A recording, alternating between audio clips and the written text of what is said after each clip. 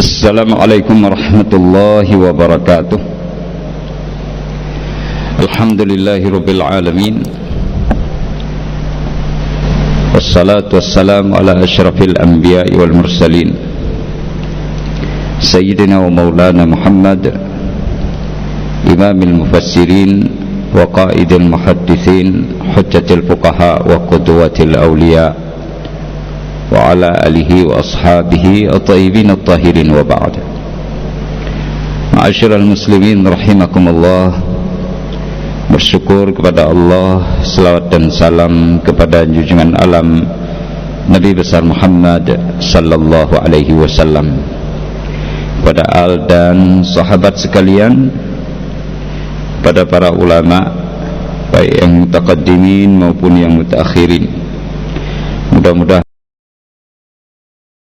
Allah Subhanahu wa taala selalu memberikan kepada kita inayah dan taufik sehingga bisa terus berada di dalam keberkahan bulan suci Ramadan ini. Sidang jemaat subuh rahimakumullah, kita hari ini sudah memasuki hari yang ke-21, hari di mana merupakan permulaan hitungan pembebasan dari api neraka, di mana Rasulullah di dalam satu hadis membagi puasa ini menjadi 3 bahagian. 10 yang pertama adalah rahmat, 10 yang kedua adalah maghfirah, dan 10 yang ketiga adalah itqun minan nar, atau diterjemahkan sebagai pembebasan dari api neraka. Tetapi jemaah rahimakumullah, di samping banyaknya kelebihan di bulan suci Ramadan, sebagaimana yang pernah kita secara pribadi menyampaikan di mimbar yang mulia ini beserta para guru-guru dan asatidz yang telah banyak membahasnya, juga pada 10 yang akhir ini Rasulullah sallallahu alaihi wasallam meminta kepada umatnya untuk bersungguh-sungguh dan membumikan tekad lebih serius, dikarenakan kemungkinan besar pada 10 yang akhir ini akan terdapat satu malam yang lebih baik daripada 1000 bulan, di mana Allah Subhanahu wa taala menamakan malam itu dengan penamaan Lailatul Qadar atau Lailatul Qadri. Nah, kata Lailatul Qadri ini kalau kita buka terjemahan Al-Quranul Karim, maka diterjemahkan dengan kata-kata keagungan atau malam keagungan. Nah, kalau ditelusuri secara lebih mendalam sedikit, maka pengagungan ini dikarenakan kepada beberapa alasan. Yang pertama sekali, kata qadar di dalam ayat Lailatul Qadri khairum min alfi syahr, atau di ayat 1 dan 2 juga disebutkan inna anzalnahu fi lailatul qadr wa ma adraka ma lailatul qadr lailatul qadri khairum min alfi syahr. Al-Qadar ayat 1 sampai dengan ayat 3. Ini disebutkan ada kata Al-Qadar. Nah, kata Al-Qadar ini kita kombinasikan dengan beberapa ayat Al-Quran yang lainnya, maka akan muncullah beberapa pemahaman yang menunjukkan secara keseluruhan akan kelebihan malam tersebut.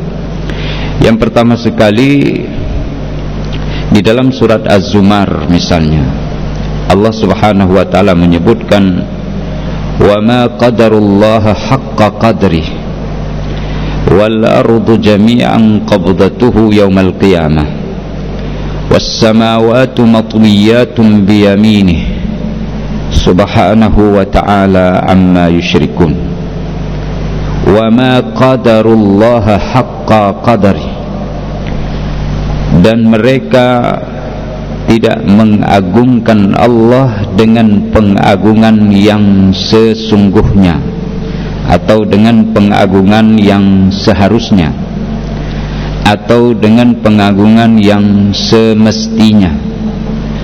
Di sini ada tersebut kata qadar, maknanya adalah keagungan.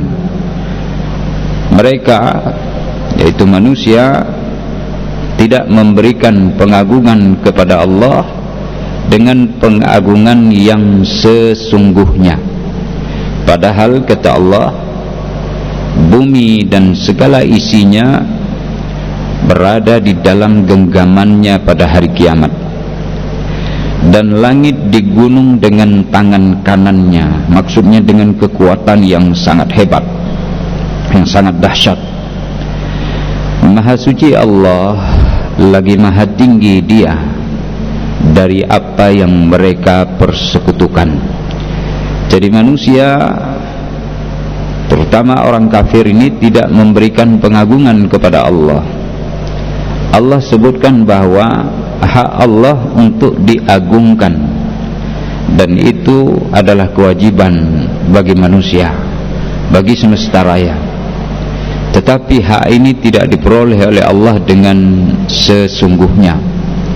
Padahal dilihat kekuatan Allah, kebesaran dan keagungannya, disebutkan langit itu digulung pada hari kiamat dengan kekuatan Allah, dengan tangan kanannya. Di sini menggambarkan begitu dahsyat dan maha kuat Allah Subhanahu wa taala, yang semestinya harus ditakuti oleh sesiapa sahaja. Kemudian juga di awal disebutkan bumi dan isinya itu berada di dalam genggamannya pada hari kiamat. Allah simpan. Siapa yang bisa mengelola yang seperti ini kalau tidak memiliki kudrah dan iradah yang amat mumpuni dan sempurna, dan itu tidak dimiliki kecuali hanya oleh Allah. Maka maha suci Allah, lagi maha tinggi dari apa yang mereka sekutukan Allah dengan selainnya. Nah, jemaah rahimakumullah, di sini kalau ayat ini dijadikan dasar, maka makna Lailatul Qadar itu adalah malam keagungan. Jadi penuh dengan keagungan pada malam itu.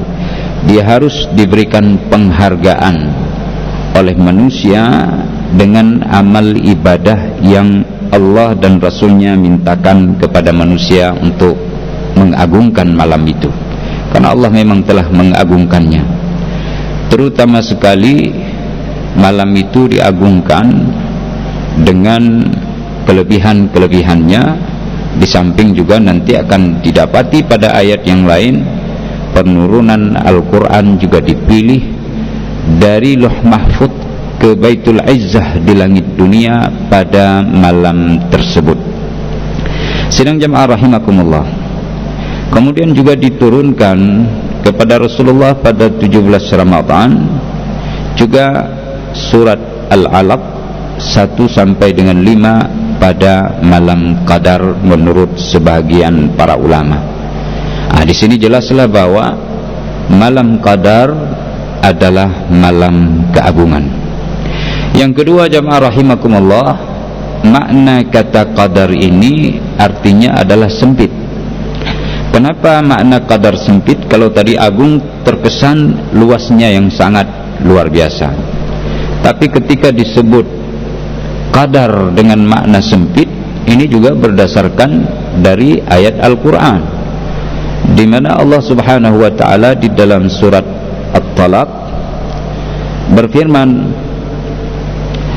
liyunfiq dzu sa'atin min sa'atih faman qudira, lihat kata qadar disebut lagi, faman qudira alaihi rizquh falyunfiq mimma atahullah.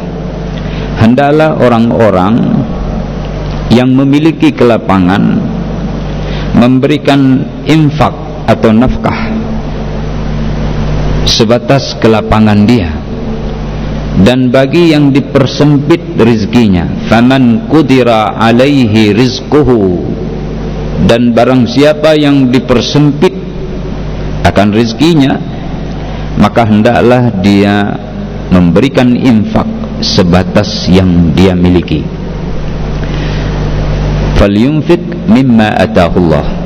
Jadi apa yang sudah dia peroleh, walaupun itu sempit, kesulitan, kesusahan, sebatas itu yang dia bisa memberikan infak dalam urusan keluarga, terutama juga dalam urusan yang lebih luas, diambil makna secara umum.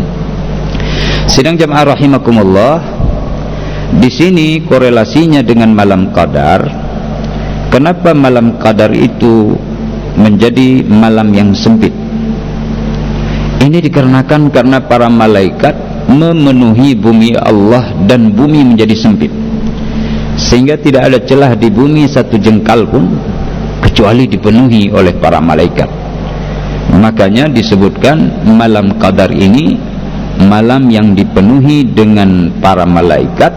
Mereka membawa rahmat dan keagungan, sekaligus mereka memenuhi bumi Allah Subhanahu wa taala, sehingga bumi ini menjadi sempit dengan kehadiran mereka. Itu alasan yang kedua. Alasan yang ketiga adalah qadar itu pengambilan keputusan atau pemberian penjelasan terhadap sesuatu yang sesuatu itu sangat dibutuhkan oleh orang lain. Di sini diambil di dalam Al-Quranul Karim firman Allah Subhanahu wa ta'ala dalam surah Ad-Dukhan, inna anzalnahu fi lailatin mubarakah inna kunna mundirin fiha yufraku kullu amrin hakim. Jadi makna di sini adalah malam yang dimana malam ini ada penjelasan, ada hikmah, ada keputusan, ada sebuah kejadian yang cukup besar yang Allah Subhanahu wa ta'ala memilih malam itu sebagai waktu untuk melakukan hal-hal yang seperti ini. Maka malam qadar ini atau Lailatul Qadar adalah diputuskan nanti orang-orang yang memang berhak untuk mendapatkan pembebasan dari api neraka, ditinggikan derajatnya, serta dibedakan mereka dari orang-orang yang kecil, yang hina dan dina. Maka oleh karenanya Rasulullah sallallahu alaihi wasallam ketika 10 yang akhir, beliau mengikat kencang tali pinggangnya atau ikatan pinggangnya, dengan makna bahwa Rasulullah sallallahu alaihi wasallam tidak melakukan hubungan dengan keluarga dalam hubungan yang intim. Makna yang kedua, dan ini lebih condong meskipun dua-duanya ada pembenaran menurut ulama, adalah bahwa Rasulullah sallallahu alaihi wasallam memperlihatkan kepada umatnya akan keseriusan tekad untuk menyongsong mendapatkan malam keagungan ini, sehingga malam-malamnya aiqadha ahlah, membangunkan keluarga untuk supaya beribadah di malam-malam terakhir dengan harapan taharrauha fi al-ashril awakhir min Ramadan, ay taharrau lailatul qadar, cari malam Lailatul Qadar itu pada 10 yang akhir di bulan suci Ramadan. Ini jamaah rahimakumullah yang dimaksud dengan keagungan malam Qadar itu sendiri. Kemudian jamaah rahimakumullah, bisa juga makna yang keempat, bahwa orang-orang yang tidak memiliki keagungan, tidak memiliki posisi pada malam Lailatul Qadar, dia akan naik melesat tinggi sehingga posisinya menjadi sangat istimewa dan agung, padahal dia tidak mendapatkan sebelumnya. dengan kesempatan bagi dia beribadah dan beramal pada malam itu, maka walhamdulillah dia melesat meninggalkan orang-orang yang sebelumnya punya derajat sebeberapa. Lalu dia bisa melesat tinggi sehingga meninggalkan orang-orang lain bi muraati Lailatul Qadar, dengan dia mempertimbangkan untuk beribadah secara sungguh-sungguh pada malam Qadar tersebut. Hadirin yang dirahmati Allah Subhanahu wa taala, para pendengar di rumah, sesungguhnya malam Qadar itu bisa didapati oleh sesiapa saja. Tetapi untuk mendapatkannya itu perlu kesungguhan, terutama sekali niat. Niyatul mu'min khairun min amalih.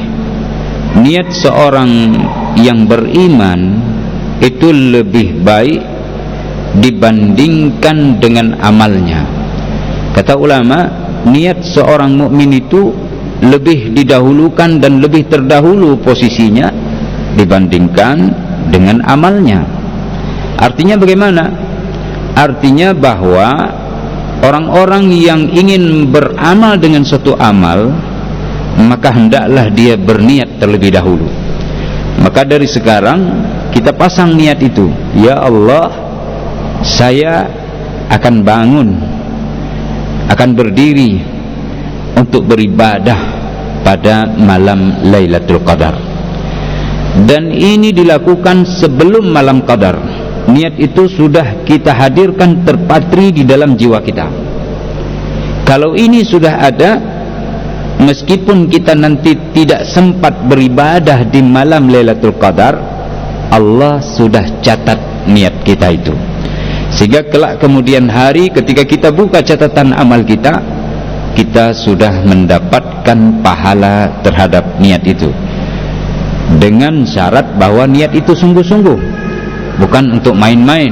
Kita memang betul-betul berkeinginan untuk mendapatkan kesempatan beribadah di malam Lailatul Qadar. Dimulai semenjak matahari terbenam sampai dengan fajar menyingsing. Mana-mana saja waktu di antara durasi yang telah kita gambarkan ini, dan ini penggambaran para ulama, itu memperoleh kedudukan keagungan dari malam Qadar tersebut. Sidang jamaah rahimakumullah, siapa saja makanya akan mendapatkan itu. Maka bersungguh-sungguhlah untuk mendapatkan kesempatan yang mulia ini. Semua kita tidak terbatas, laki-laki, perempuan, semua akan mendapatkan. Hanya saja nanti ada iskal, ada beberapa hal yang harus menjadi penjelasan bagi orang-orang perempuan. Misalnya, ada sementara ibu-ibu atau kaum perempuan yang kedatangan menstruasi. Bagaimana dia bisa beribadah pada malam Qadar tersebut? Maka para ulama memberikan solusi setelah melihat dan mengkaji hadis-hadis Nabi sallallahu alaihi wasallam dan apa yang disabdakan oleh Rasulullah sallallahu alaihi wasallam ketika beliau masih hidup. Dan ini kemudian diambil kesimpulan oleh para ulama yang datang setelah beliau, dari generasi sahabat sampai dengan saat ini. Jamaah rahimakumullah, seorang perempuan yang kedatangan menstruasi, dia tidak dibenarkan melakukan 4 hal ibadah. Yang pertama sekali, dia tidak boleh melakukan salat. Bahkan kalau dilakukan itu haram. Maka salat haram dilakukan oleh orang yang kedatangan bulan atau menstruasi atau sedang haid. Yang kedua yang tidak boleh dilakukan oleh kaum perempuan yang sedang menstruasi adalah berpuasa. Kalau dia bersikeras untuk berpuasa, maka dia telah melakukan dosa. Yang ketiga, dia tidak boleh melakukan tawaf mengitari Baitullah. Kalau itu dipaksakan juga, maka itu juga akan menjadi dosa bagi dia. Allahumma kecuali ada beberapa solusi kalau mereka yang hendak melakukan tawaf wada, dan itu dibicarakan secara terperinci di dalam materi manasik al-hajj wal umrah. Tidak kita ulang di sini. Yang keempat, jamaah rahimakumullah, yang tidak boleh dilakukan oleh seorang perempuan ketika kedatangan bulan atau haid atau menstruasi adalah menyentuh mushaf Al-Quran. Nah, 4 hal ini tidak boleh dilakukan sama sekali. Berarti pada malam Lailatul Qadar perempuan tidak diperbolehkan melakukan 4 hal ini. Namun selain itu dia boleh melakukannya. Apa saja yang boleh dilakukan kita akan jabarkan secara ringkas dan jelas insyaallah. Kita ulangi kembali bahwasanya seorang perempuan dia sudah boleh meniatkan dari awal bahwa dia hendak beribadah jika kedatangan malam qadar kalau dia tidak sedang menstruasi. Jadi niat kaum perempuan begitu, ya Allah, saya akan beribadah jika malam qadar nanti tiba sementara saya tidak sedang dalam keadaan menstruasi. Ini dia niatkan dari sebelum kedatangan malam Lailatul Qadar. Atau boleh juga dia meniatkan kembali ketika dia yakini dengan perasaannya, dengan instingnya, dengan penglihatan kearifannya bahwa malam ini kemungkinan menurut saya adalah malam Qadar. Maka terus dia, ya Allah, kalau saya tidak ada haid pada malam ini, maka saya akan beribadah. Dia niatkan seperti itu. Tiba-tiba nanti rupanya baru hendak berwudu sudah haid. Dia sudah dapat tulisan niat pahalanya di sisi Allah Subhanahu wa taala. Hal ini dasarkan kepada beberapa hadis. Di antaranya Rasulullah sallallahu alaihi wasallam bersabda dalam hadis riwayat Imam Al-Bukhari dari Anas radhiyallahu anhu wa ardhah, bahwa Anas mengatakan, kunna ma'a Rasulillah sallallahu alaihi wasallam fi ghazah. Kami bersama Rasulullah sallallahu alaihi wasallam dalam suatu peperangan. Rasulullah mengatakan, inna bil madinati aqwaman, sesungguhnya di Madinah sana, di kota Madinah, Rasul sudah berada di luar, sedang dalam perjalanan rombongan prajurit perang. Sesungguhnya di Madinah sana terdapat segolongan kaum. Inna bil madinati aqwaman khalfana, dia tidak bisa ikut serta bersama kita. Ma sirtum masiran wala qata'tum madiyan wala qata'tum wadiyan illa kanu ma'ana fih habasahumul udhur. Tidaklah kita menusuri bukit-bukit dan tidak pula kita turun ke lembah dalam peperangan ini. Maksudnya dalam apa yang kita lakukan dalam perjalanan perang ini, baik dari berangkat sekarang sampai bertempur dan sampai pulang, itu mereka yang tidak ikut juga mendapatkan pahala sebagaimana yang kita dapatkan. Kenapa? Karena mereka meniatkan ingin ikut bersama Rasulullah dalam rombongan prajurit Rasulullah. Tapi habasahumu al-udhr, atau mana'uhum al-udhru, tapi udhur, ada halangan yang membuat mereka tidak jadi bisa ikut bersama kita. Di dalam hadis Jabir juga redaksi hampir sama. Rasulullah sallallahu alaihi wasallam bersabda, inna bil madinati la rijalan, sesungguhnya di kota Madinah, di kota kita, kota Madinah itu ada segolongan para lelaki. Jadi ada orang-orang, para kesatria yang sebenarnya mereka juga ingin ikut perang. Kita tempuh semua bebukitan, kita masuk ke dalam lembah, mereka juga ikut berkongsi di dalam pahala yang Allah berikan kepada kita untuk mereka. oleh Allah Subhanahu wa taala. Habasahumul marad, mereka hanya saja tidak bisa ikut dikarenakan sedang dalam keadaan sakit. Hadis riwayatkan oleh Imam Muslim. Maka dari sini penting sekali niat, kesungguhan hati kita untuk melakukan sesuatu dan itu jujur kepada Allah, sehingga jika terjadi halangan maka Allah tetap akan memberikan pahala dan karunia kepada kita karena kesungguhan dan kejujuran daripada niat kita serta tekad yang kita miliki sebelumnya. Jamaah rahimakumullah, banyak yang terjadi seperti itu. Di dalam hadis yang lain diriwayatkan oleh Imam Ahmad, kemudian Imam Malik di dalam Muwatta'nya dan beberapa perawi hadis lain, Rasulullah sallallahu alaihi wasallam menyampaikan bahwa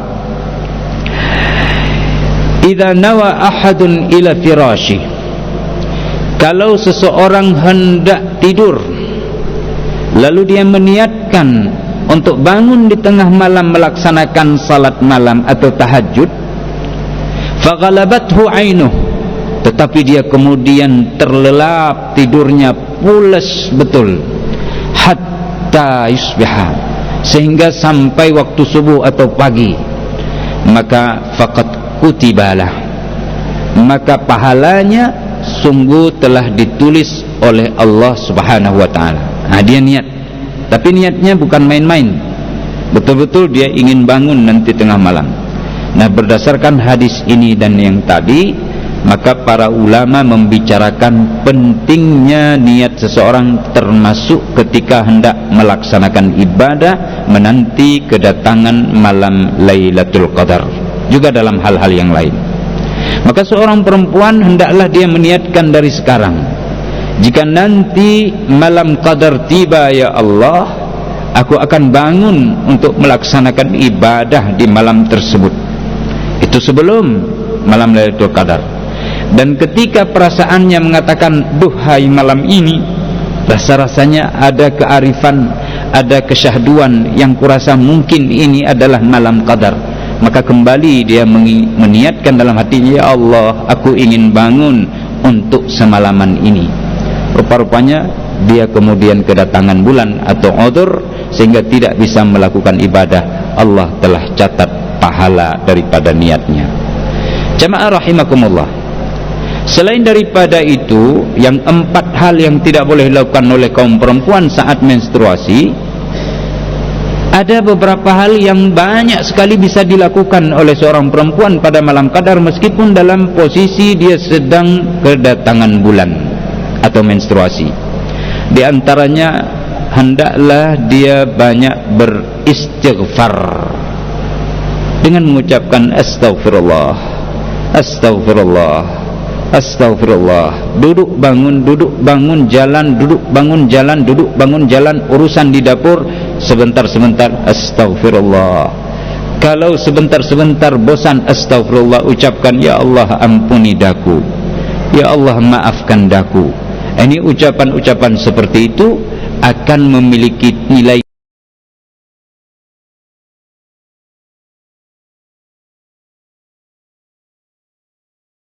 yang tinggi di malam Qadar dan termasuk orang yang beribadah pada malam Qadar.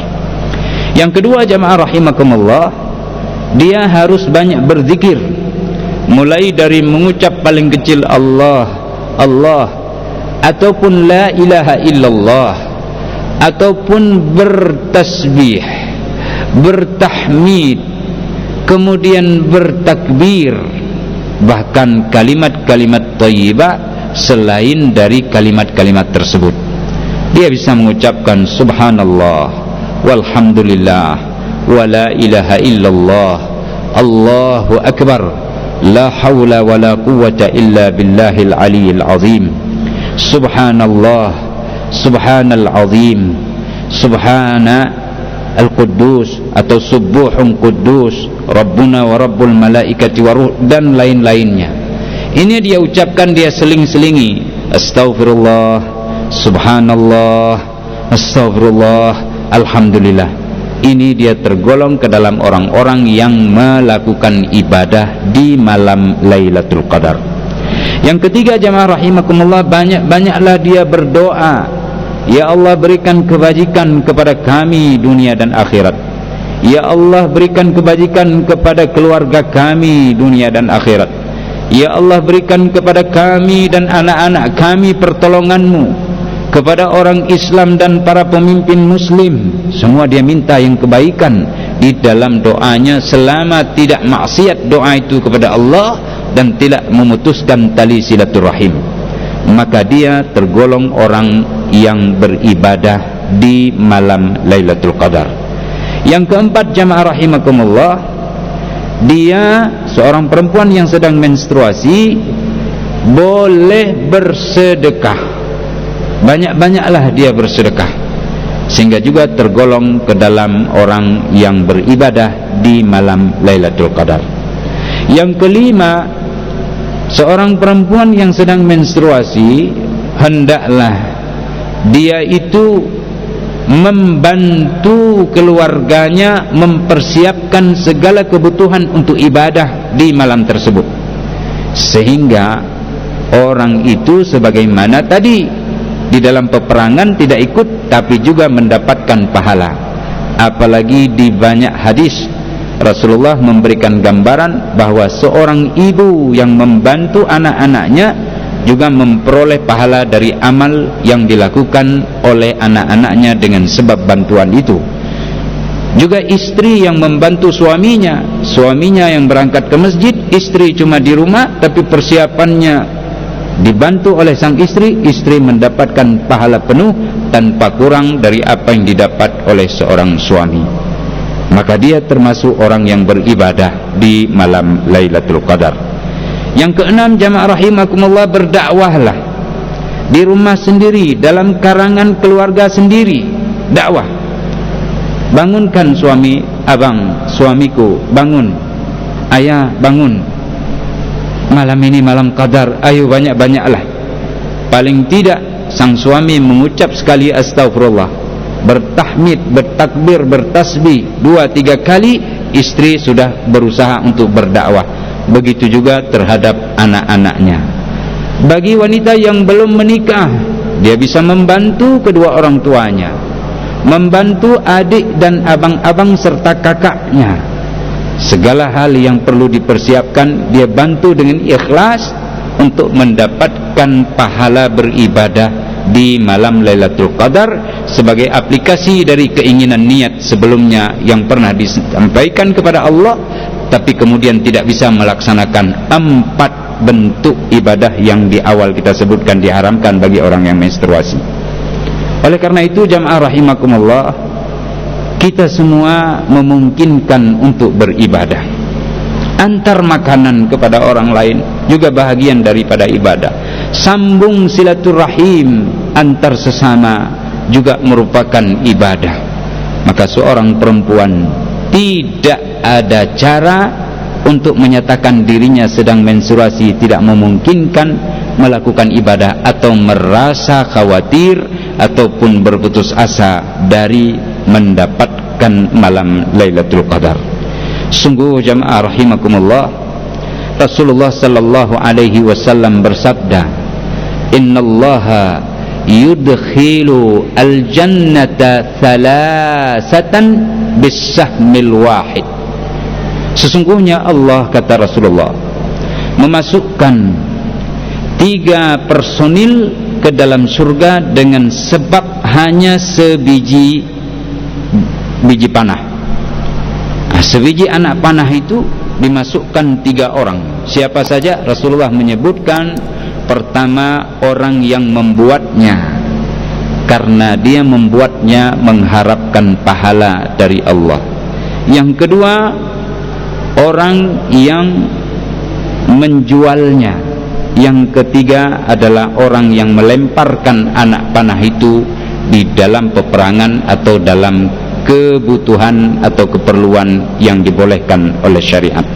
Ketiga-tiganya masuk ke dalam surga Allah berikan karena hanya dengan sebab 1 biji anak panah. Begitulah keluarga kita. satu yang berbuat, yang lain memberikan motivasi dan dukungan. Lailatul Qadar adalah hiasan di dalam rumah kita. Semoga Allah memberkati keluarga muslim di seluruh pelosok negeri maupun di seluruh pelosok bumi ini.